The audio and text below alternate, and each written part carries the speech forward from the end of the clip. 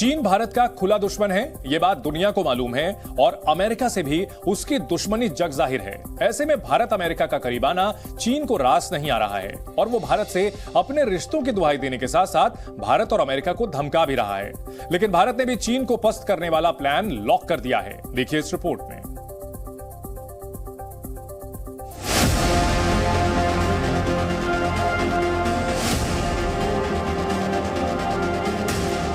इन तस्वीरों को देखकर कई देश टेंशन में हैं।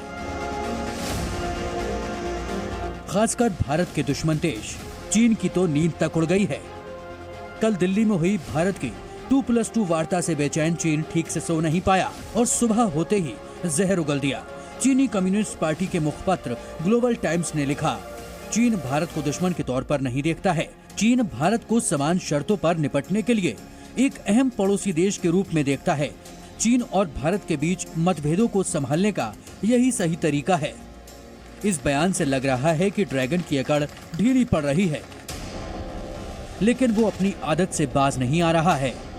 चीन भारत के रिश्तों की दुहाई देने के बावजूद उसने लगे हाथ भारत और अमेरिका को धमकी भी दे डाली।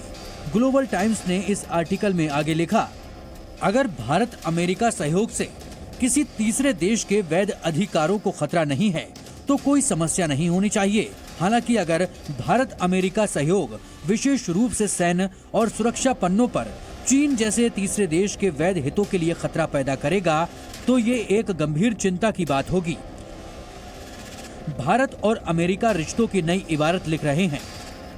दोनों देश रक्षा, व्यापार और तकनीक समेत कई अन्य क्षेत्रों में साथ मिलकर नए नए आयाम गढ़ रहे हैं, लेकिन चीन को ये रास नहीं आ रहा है।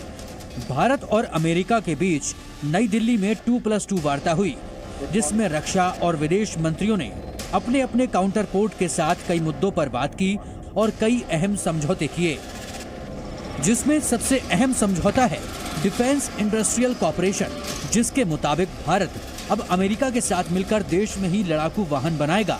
खास तौर पर बख्तर-1 गाड़ियां बनाएंगे, जिन्हें अमेरिका में स्ट्राइकर कहा जाता है। इसके आगे टैंक और तोप भी फेल है। भारत अमेरिका के रक्षा और विदेश मंत्रियों की बैठक में चीन को काउंटर करने पर खास चर्चा हुई।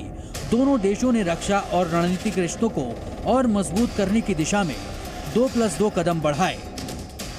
चीन की आचार संहिता क्षेत्र में, क्षेत्रीय परिप्रेक्ष्य में क्या है, कैसी है, वो सब मुद्दे जो हैं दोनों पक्षों के बीच में विस्तृत रूप से जो है उन पे वार्तालाप हुआ था। स्पेसिफिक किन चीजों पे कम, किसी में ज्यादा, बट चीन को लेके वार्तालाप दोनों देशों के बीच में हुआ था। चीन के लिहाज से दूसरी चर्चा MQ-9B लड़ाकू ड्रोन की खरीद को लेकर हुई। Regarding the MQ-9B hail, that is high altitude, long endurance, we have some understanding. We have given our request, letter of request has gone there and they have to respond. The US company has to take clearance from their government and come back to us. Meanwhile, we have necessary capability to take care of our immediate threats.